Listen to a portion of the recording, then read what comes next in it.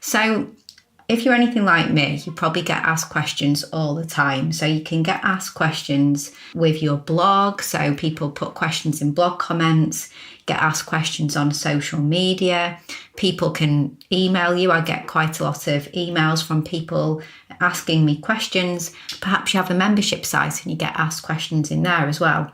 So when you get asked a question, I mean, sometimes it's a very simple and straightforward answer, but sometimes you spend a little bit of time and you write a very carefully constructed answer, making sure that you put some thought into it, that it's very well considered, and you provide the answer to that person.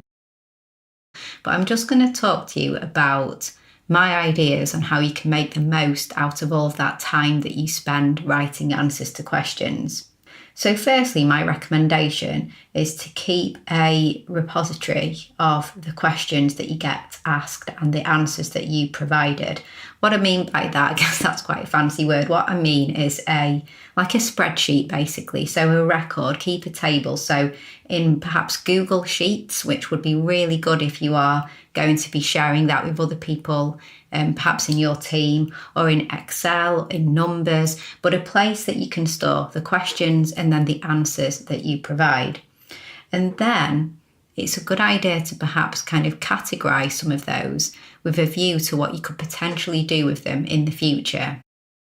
Perhaps you could write a blog post, so keep a track of all of the different questions and see if there are any questions that you have been asked that you provided a great answer to, that actually you could elaborate on both the question and the answer and create a blog post. And that's a really great thing to do, because if somebody has asked you that question, then it's most likely that other people want to know the answer to that question as well. So a great thing to do, add value by answering the questions that your audience want on your blog post. Number 3 would be to write a post on social media, providing the answer to that question as well.